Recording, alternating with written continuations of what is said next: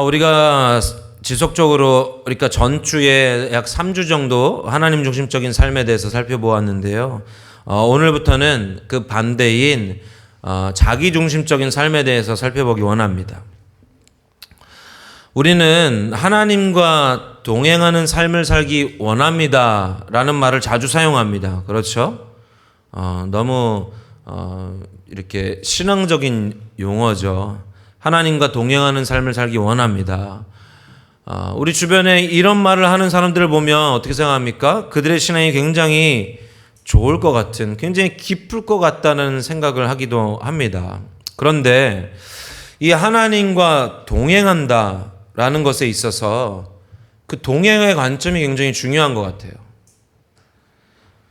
하나님과의 동행을 우리는 하나님과 동행하길 원합니다 라고는 말하지만 이 하나님과의 동행을 내가 어려울 때, 내가 외로울 때, 내가 힘들 때, 나에게 도움이 필요할 때 등 내게 필요한 순간에만 하나님이 나와 동행해 주시길 바랄 뿐이지, 정작 하나님이 원하시는 것은 무엇인지, 하나님의 의도와 목적이 무엇인지, 하나님이 지금 우리 삶 가운데 지금 이 순간에 우리에게 가르치시고자 하는 것이 무엇인지는 관심조차 없다면 그것은 철저하게 하나님과 상관없는 동행이겠죠.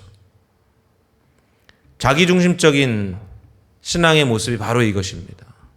하나님과 상관없는 신앙. 하나님과 동행한다고 하지만 내 관점에서만 하나님과 동행하고 하나님의 관점에서는 전혀 동행이 이루어지지 않는 것. 그러나 하나님이 창조 때부터 우리에게 의도하신 참된 신앙의 모습을 성경을 통해 보면 바로 하나님 중심적인 삶이죠. 그 삶의 본을 예수님께서 먼저 보여주셨고 우리는 예수님처럼 하나님 중심적인 삶을 살아가는 것이 우리의 참된 신앙임을 알아야 합니다. 깨달아야 합니다. 예수님처럼 살아가야 돼요. 예수님이 우리가 다 그렇게 살 수 있으니까 그렇게 먼저 살아가 주신 거예요. 물론 우리의 능력으로는 불가능하죠. 그래서 우리에게 무엇을 허락해 주셨습니까? 성령을 허락해 주셨죠. 그래서 우리는 나의 능력이 아니라 성령의 능력으로 예수님처럼 살아갈 수 있는 것입니다. 우리가 앞서 살펴보았지만 하나님 중심적인 삶의 구체적인 어떤 특징이 있었습니까? 하나님 중심적인 삶의 특징 3가지가 있었는데 무엇입니까? 먼저는 나의 자원이 아닌 하나님의 자원으로 사는 삶입니다. 나의 자원이 아닌, 나의 힘이 아닌, 아까도 그렇게 기도했지만 나의 지혜가 아닌, 제가 아까도 이렇게 예배하는데 그렇게 기도가 드려지더라고요. 하나님, 저는 지혜가 없습니다. 저의 지혜는 짧습니다. 우리가 우리의 지혜를 의지해서 어떤 것을 결정하고 우리의 자원을 활용해서 살아갈 때가 얼마나 많습니까? 그런데 하나님 중심적인 삶은 나의 자원이 아니라 하나님의 자원으로 살아가는 것입니다. 그리고 두 번째는 무엇이었습니까? 나의 목적이 아닌 하나님의 목적을 위해 살아갑니다. 그러니까 우리 다음 세대들이 공부하는 이유가 내가 이 공부를 잘해서 좋은 대학 가고 좋은 대학 가서 좋은 직장 얻고 좋은 직장 얻어서 좋은 아내 만나고 예쁜 아내 만나고 또 잘 먹고 잘 사는 것이 나의 목적이 아니라 우리 하나님 믿는 사람들은요, 공부해서 남 주기 위하여 이 공부를 통하여 하나님의 나라를 확장하는, 다른 사람들을 세우는, 사람들을 이롭게 하는, 공부해서 남 주고 돈 벌어서 남 주는, 나를 위한 목적으로 살아가는 것이 아니라 하나님의 목적을 위해 살아가는, 이것이 선명할 때 하나님이 그 목적을 이루기 위하여 우리를 뒷받침하십니다. 마지막 3번째가 무엇입니까? 세상이나 사람의 방법이 아닌 하나님의 방법으로 사는 것입니다. 어떤 순간과 상황 속에서도 나의 방법, 또 세상의 방법, 또 사람들의 방법을 활용하는 그것으로 그 위기를 모면하려 하고 삶을 살아가는 것이 아니라 하나님의 방법이 무엇인지 하나님께 묻고 하나님의 방법을 배우고 그 하나님의 방법을 따라 살아가는 것이죠. 이것이 하나님 중심적인 삶의 세 가지 특징이었습니다. 제가 요즘 그 책 제목이 부처님 말씀대로 살아보니 예요 라는 책을 읽고 있는데요. 누가 리뷰한 것을 보고 갑자기 내용이 궁금해가지고 읽어보고 있는 책인데, 근데 제가 이 책을 보면 볼수록 예수님과 이 부처의 리더십이 너무 선명히 비교되더라고요. 뭐가 비교됐냐 하면은 일단 부처는 고타마 시다르타라는 이름의 신이 아닌 사람이에요. 그가 이제 어떤 스스로 진리를 깨닫고 난 다음에 얻게 되어진 것이 부처인데, 부다인데, 그는 늘 이렇게 말했다는 거예요. 나는 신이 아니다. 나도 인생을 못 살아봤고 잘 살아보고 싶어서 알아보는 중이니 너희는 내가 살아봤던, 내가 해봤던 방법을 따라 해보고 괜찮으면 그렇게 살고 안 맞으면 각자의 방법대로 살아라 라고 말했다라는 거예요. 불자는 안 계시죠? 뭐 이런 얘기 한다고 기분 나쁜 분들은 없죠. 사람들은 이것을 그렇게 살아보고 부처가 살아왔던, 이 사람이 살아왔던 삶을 너희도 해보고 그게 안 맞으면 그냥 네 방법대로 살아. 네 좋은 대로 각자의 니네 방법대로 살아가. 이렇게 얘기하는 것을 강제적이지 않다고 생각하고 이것을 진정한 자유라고 여깁니다. 그러나 저는 이것을 볼 때 이런 생각이 들었어요. 마치 수영을 못하는 사람 앞에 수영을 먼저 해 가면서 이렇게 하는 거예요. 자, 나처럼 수영해봐 라고 하면 어떻게 합니까? 어떻게 됩니까? 뒤에서 이렇게 몇 번 따라 하다가 빠져 죽어요. 살려고 자기 수영법을 터득한다 하더라도 제대로 된 자세를 익히지 못하면 한계가 있기 마련입니다. 저는 수영을 배웠는데 그 개울에서, 논에서 배웠어요. 그래가지고 그 전문 수영, 개수영 있잖아요. 이렇게 막 허부적거리고 막 이래가지고 하는 거. 그렇게 해서 몇 번 가면요, 완전히 지쳐가지고 물에 꼬르륵 가라앉아요. 근데 우리 아내는 수영을 전문적으로 배웠거든요. 너무 스무스하게 그냥 힘들이지 않고. 한계가 있다라는 거죠. 이처럼 스스로 알아서 각자의 방법대로 살아가는 것에는 분명한 한계가 있습니다. 그러나 예수님은 완전한 인간이시면서도 완전한 신이셨습니다. 그리고 그분은 우리 보고 알아서 살라고 말씀하지 않으셨고 우리의 인생을 책임지시겠다라고 약속하셨습니다. 물론 몇몇의 기독교인들이 성도로서의 책임은 다하지 않으며 하나님만 믿으면 다 잘 될 거야 라는 유행을 바랐기에 그 의미가 퇴색되긴 했지만, 하나님은 하나님 중심적으로 사는 하나님의 자녀들의 삶을 책임져 주십니다. 우리를 향한 하나님의 사랑과 선하심으로 하나님의 세밀하고 기발하고 완벽한 타이밍에 놀라운 성령의 역사로 행하십니다.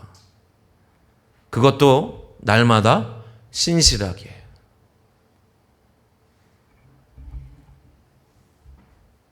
그래서 우리가 하나님 중심적으로 살면 살수록 우리는 하나님의 역사를 경험하게 되고, 그러니까 하나님 중심적으로 산다는 것은 뭐예요?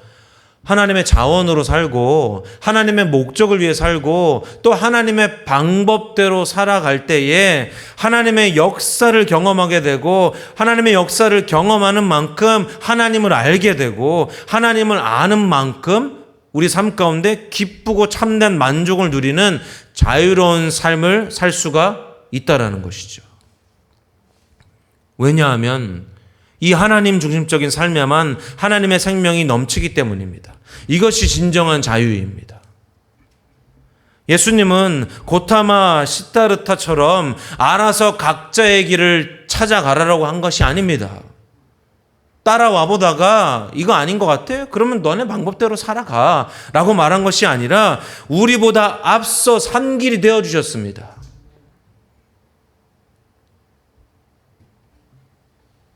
그리고 책임지고 생명 대신 하나님으로 너희들을 인도할 거야 라고 약속해 주셨죠. 이 신앙의 선순환이 하나님 중심적인 삶 가운데 있다는 것을 여러분 기억하시고 하나님 중심적인 삶을 여러분 회복하시길 예수님의 이름으로 축복합니다. 그러나 문제가 있습니다. 우리는 이러한 예수 그리스도의 사랑에도 불구하고 지속적으로 자기중심적인 삶으로 돌아간다는 것입니다.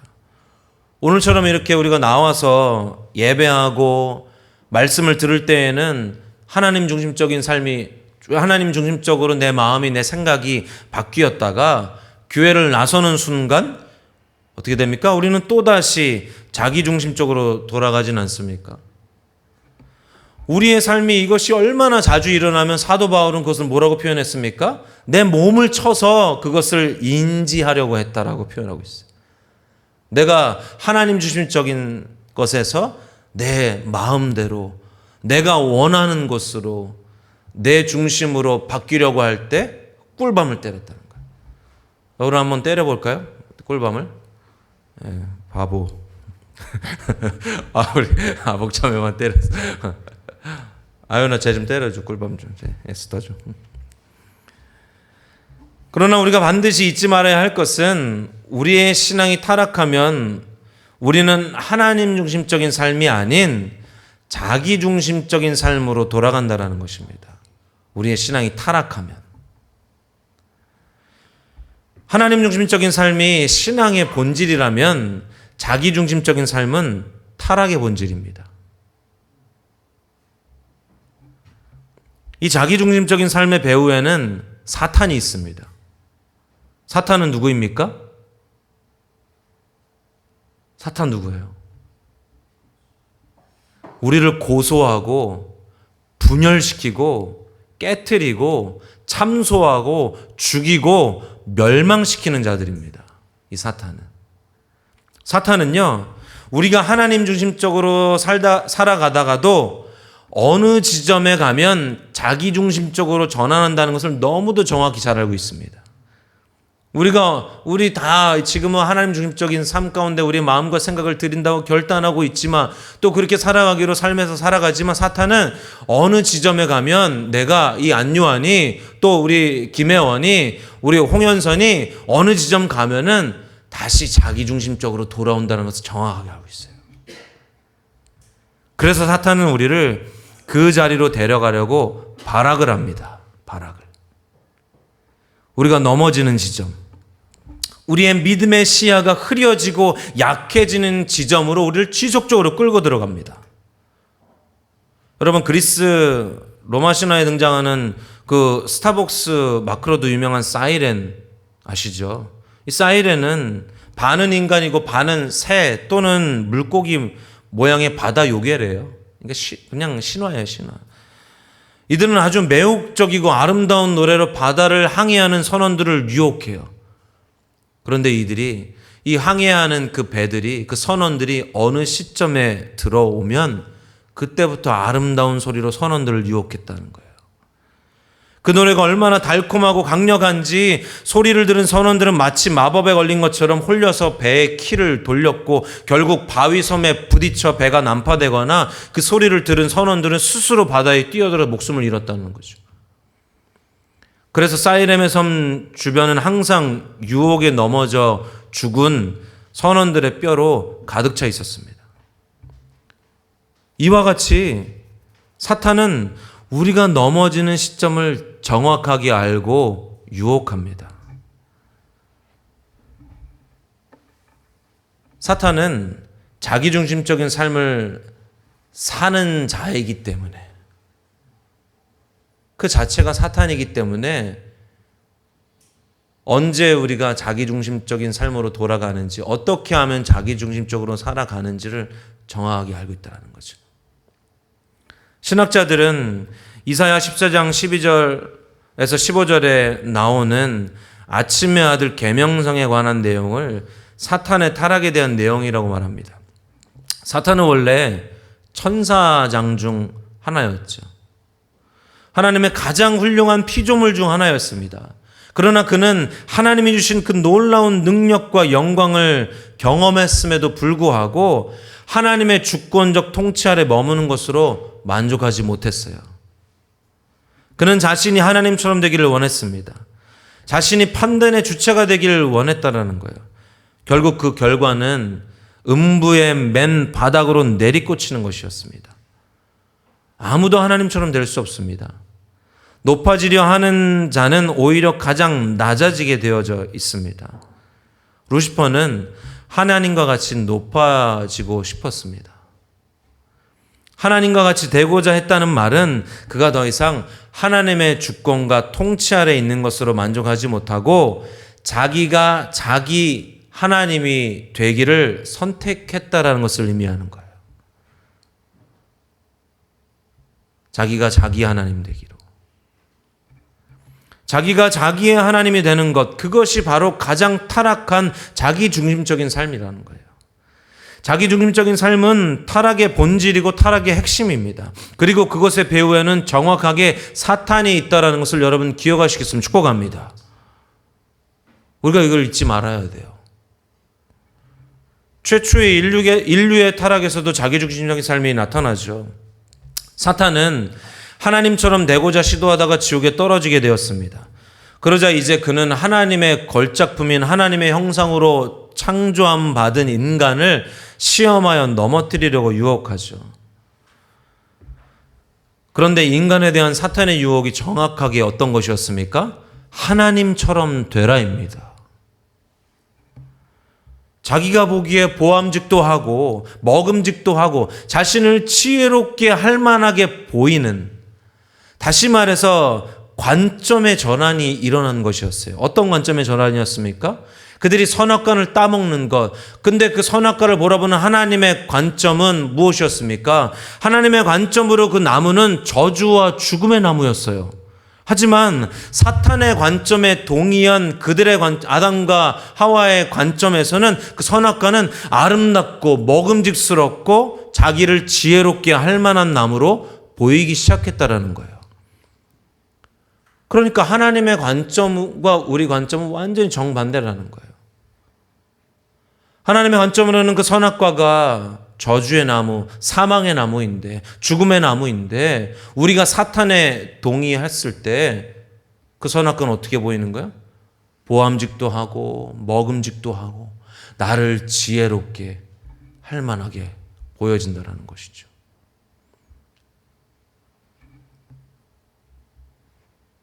관점의 전환이 일어난 거예요. 우리는 창세기 3장 1절에서 6절에 인간의 타락의 본질이 단순히 한 열매를 따먹은 것이 아니라는 것을 볼 수 있다. 그러니까 단순히 그 열매를 따먹는 것이 잘못됐다는 것이 아니라 선악과는 우리가 앞에서 살펴본 것처럼 하나님의 주권적 통치를 상징하는 것이었는데, 사람들이 이 아담과 하와가, 인간이 사탄이 그러했듯이 자기중심적으로 돌아섰을 때 하나님의 주권과 통치를 더 이상 원치 않아 했다라는 거예요. 하나님께로부터 벗어나서 내가 내 삶의 주인, 내가 내 삶의 하나님, 나의 생각과 나의 판단으로 살아가길 원하는 주체성을 갖기 시작했다는 거죠.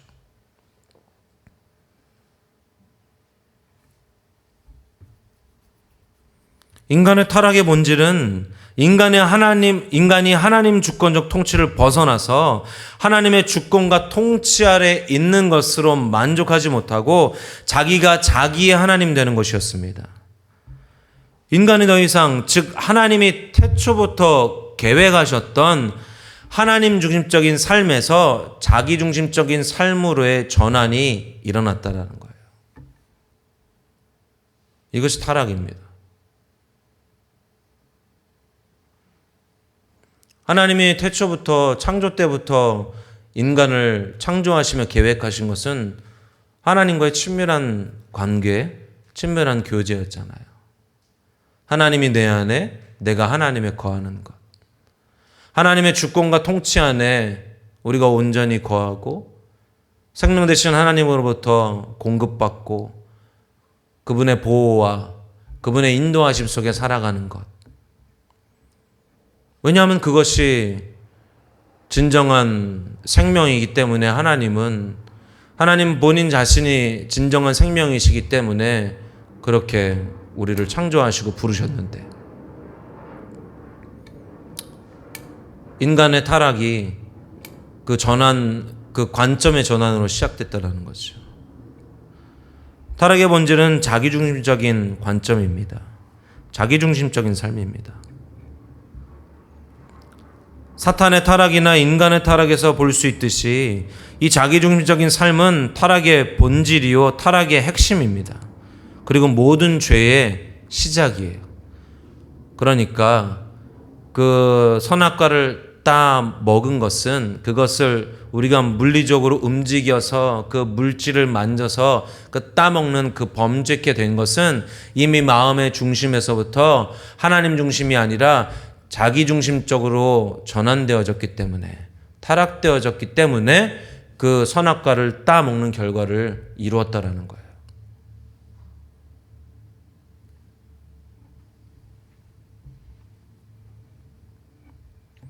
이사야 53장 6절 오늘 본문인데요. 우리 다 같이 한번 읽어보실까요? 시작. 우리는 다 양 같아서 그릇 행하여 각기 제 길로 갔거늘 여호와께서는 우리 모두의 죄악을 그에게 담당시키셨도다. 인류의 타락을 각기 제 길로, 즉 하나님을 버리고 자기중심적인 삶을 사는 것이라고 말하고 있습니다. 에베소서 2장 1절에서 3절에 보면요, 불신자의 삶을 타락한 자기 마음과 육체의 욕심을 따라 사는 삶, 육체와 마음이 원하는 대로 사는 삶이라고 표현하고 있습니다. 그러니까 우리가 이렇게 나와 하나님 앞에 예배하고 있는다 할지라도 우리가 자기중심적인 삶 가운데 여전히 내가 원하는 내 마음대로, 내 육체가 원하는 대로 살아가고 있다면 우리는 불신자예요. 하나님의 통치 가운데 있지 않다면. 그래서 사도 바울은 자신을 때린 거예요. 때려서라도. 이처럼 타락의 본질은 자기중심적인 삶입니다.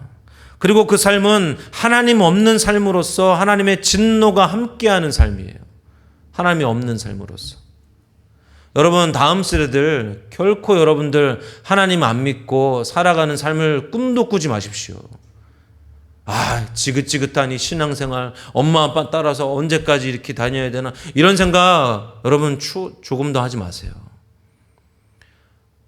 하나님이 여러분들과 함께하지 않을 때 지옥이 펼쳐지는 거예요. 그때 하나님이 함께 하시는 것이 생명이에요. 우리가 아무리 교회를 열심히 나오고 종교적인 의식을 많이 한다 할지라도 우리가 여전히 자기중심적인 삶을 살고 있다면 그것은 하나님 앞에 전적으로 타락한 삶입니다.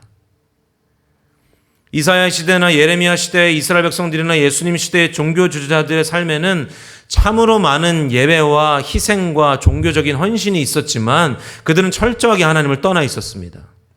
그래서 하나님은 그들이 하나님을 버렸다라고 말씀하셨죠. 결국 그들에게는 하나님의 심판이 임했습니다.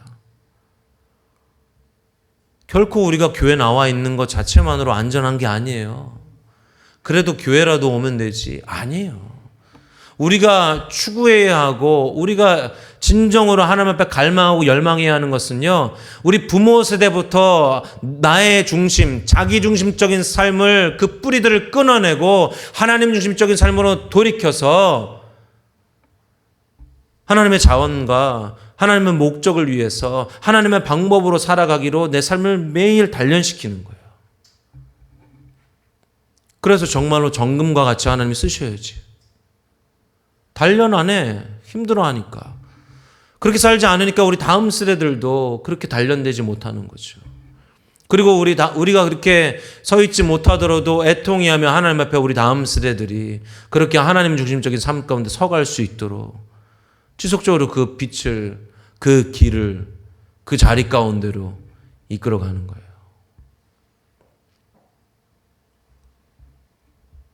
우리 지금 현재로서는 막내 세봄이 찬양 동영상 나중에 한번 올려주세요. 그 아까 했던 주야로 기도의 양 올라가, 이거 여러분 들으신 분 알잖아요. 기도의 양 올라가네 고음으로 아주 신나게 네 하고서 이렇게 찬양하는,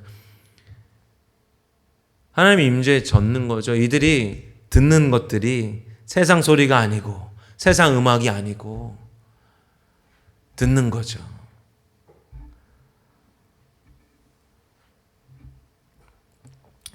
우리가 아무리 성수주의를 잘하고 11조를 잘 드리고 새벽 기도를 빠지지 않고 성경을 많이 읽고 금식을 많이 하고 교회에서 봉사를 열심히 한다 할지라도 자기중심적인 삶을 살면 하나님의 관점에서 우리는 철저하게 타락한 것입니다. 하나님과 상관없는 신앙생활, 하나님과 상관없는 동행, 하나님과 상관없는 삶을 살고 있는 거예요.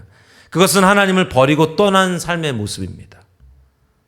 아무리 자신은 하나님과 동행하는 삶을 산다고 말하더라도 자신의 관점이 하나님이 아닌 여전히 자신에게 있다면, 우리의 관점이, 아까 우리 첫 찬양 그렇게 기도했잖아요. 내 마음의 눈을 여소서, 이 내 마음의 눈이 열려서 하나님의 관점으로 내 삶을, 이 땅을 보지 못한다면 여전히 자신에게, 자신의 관점으로, 그 관점이 자신에게 있다면 그것은 하나님과 전혀 상관없는 일방적인 동행이죠. 같이 가고 있지도 않으면서 같이 가고 있다고 착각하는 거예요. 제가 목사로서 그게 보여요. 우리 성도들의 삶 가운데. 어떤 분들은 철저하게 하나님의 방법으로 서려고 할 때에, 그리고 하나님의 목적을 위해서 살아가는 모습들을 그들을 볼 때, 그리고 자신의 자원들을 지속적으로 내려놓더라고요. 이런 용어들, 우리가 지금 말하는 이런 특징들, 이걸 다 외우진 못해도 그냥 하나님의 은혜로 그렇게 살아가려고 발버둥 치는 분들에게는 어떤 일이 일어나요? 정말 하나님의 공급이 일어나요. 하나님의 행하심이 일어나요. 그분들을 통해서 하나님의 나라가 확장되어짐이 일어나요.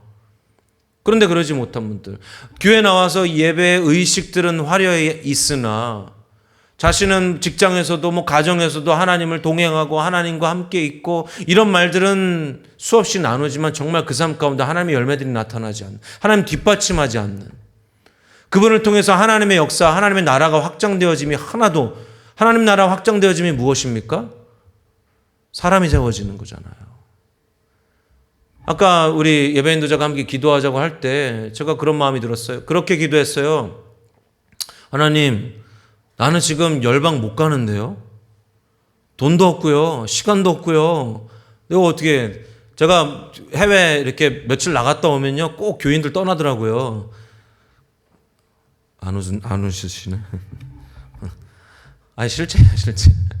그래가지고, 나 못 가는데, 그 자리도 못 비우는데, 어떻게 해요? 그랬더니 하나님 선명하게 마음 주시는 거예요. 뭐해? 기도해라. 기도해라. 열방을 품고 기도해. 내가 네 기도로 역사할 테니까.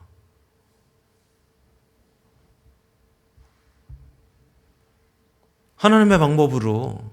근데 나는 나의 방법을 생각하잖아요. 나의 자원을 생각하잖아요. 그렇죠?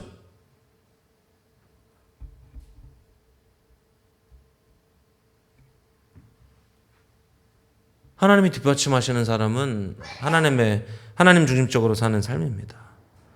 하나님과 동행하지 않으면서도 착각하는 것이 아니에요. 그렇게 신앙생활하는 게 아니에요. 그러다가 자기 기준에, 자기 바람에 이루어지지 않으면은 하나님을 원망하고 하나님의 사랑을 의심하는 거예요. 자기중심적인 삶은 사탄이 배후에 있는 철저하게 타락한 신앙이라는 것을 여러분 기억하시겠으면 축복합니다. 저도 오늘 이 말씀을 준비하면서 제 자신을 돌아보게 되었습니다. 나는 하나님과 동행한다고, 하나님 중심적으로 산다고 가르치고 말하고 그렇게 글을 쓰고 있으면서도 사실 나는 내 마음대로 어떤 사역의 일정들을 정해놓고 내 스케줄대로 하나님이 이루어 달라고 떼쓰진 않았는가.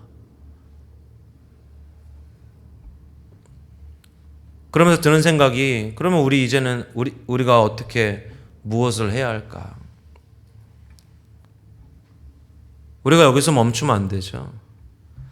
이 자기중심적인 삶이 타락의 본질이라는 것을 아는 것으로 끝나면 그것은 그냥 죄책감만 남기고 끝나게 되는 것입니다. 중요한 것은 우리가 그 자리에서 어떻게 돌이키냐 하는 것이죠. 그래서 내일 아침부터 여러분들 눈 뜨자마자 이렇게 기도해 보십시오. 오늘 하루 내 관점이 아니라 하나님의 관점으로 살게 해주세요. 내 관점이 아니라 하나님의 관점으로 살게 해주세요라고 기도해 보시기 바랍니다. 거창하지 않아도 돼요. 길지 않아도 돼요. 이 한 문장의 기도가 우리의 하루를 자기 중심에서 하나님 중심적으로 전환하게 되어지는 은혜가 부어지게 되는 통로가 될 수 있어요. 그렇게 고백할 때. 그리고 하루를 살면서 하나님의 관점은 무엇입니까? 라는 질문을 지속적으로 하나님께 던져보십시오. 사탄은 우리가 넘어지는 지점을 정확하게 알고 유혹한다고 했습니다. 그런데 그 유혹을 이기는 방법도 사실 간단합니다. 매 순간 하나님의 관점을 듣는 것입니다. 오늘 아침에 이렇게 큐티하는데 하나님은 부르짖는 기도를 들으신다. 제가 그것에 적는데 하나님이 그런 마음 주시더라고요. 거기 이제 오늘 큐티 내용에 보면 그런 내용이 있잖아요. 정말 하나님께 부르짖는다는 것은, 부르짖는다는 것 자체는 어떤 의미예요? 하나님을 사랑하고 하나님을 신뢰하고 하나님을 의지한다는 것이라고 오늘 큐티 나오잖아요. 그죠? 다 하셨죠? 끄덕여 봐요. 그냥 했다는 그냥 그런 내용이에요. 여러분 한번 가보세요. 제가 그 내용을 쓰려고 하는데 멈춰지는 거야. 그러면서 하나님이 나에게 비추시더라고요. 너는 문제가 생겼을 때 나에게 부르짖었냐?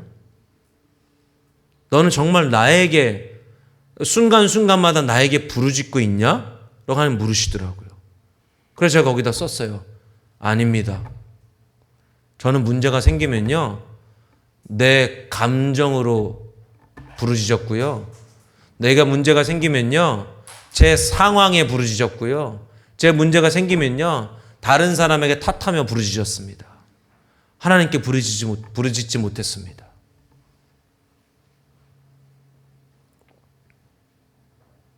우리가 자기중심적인 그 관점으로 전환되어지지 않기 위해서는 하나님의 관점, 하나님 중심적인 것이 무엇인지 지속적으로 물어야 합니다. 그분께 부르짖어야 합니다. 혹시 여러분들 넘어지셨다고 해서 낙심하지 마시길 바랍니다. 하나님은 우리가 완벽해서 우리를 사랑하는 것이 아닙니다. 하나님은 하나님 중심적으로 살고자 몸부림치는 그 중심을 보시고 날마다 신실하게 우리의 삶을 책임져 주시는 거예요. 오늘 이 시간 여러분들이 자기중심적인 삶을 살았던 것을 깨달았다면 그것 자체가 성령이 지금 여러분들에게 비추시는 것입니다.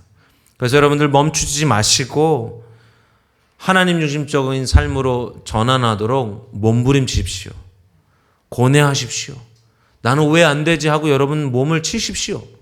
꿀밤을 때리고 오늘 하루를 돌아보고, 그게 큐티 아닙니까?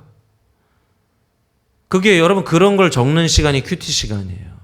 그냥 말씀 읽고 이런 말씀 좋아 이게 아니고요. 그 말씀을 내가 하나님 앞에 가져가는 거예요. 적용하는 거예요. 여러분들이 얘기가 되어지는 거고 여러분의 삶을 돌아보는 시간들이 되어지는 거예요.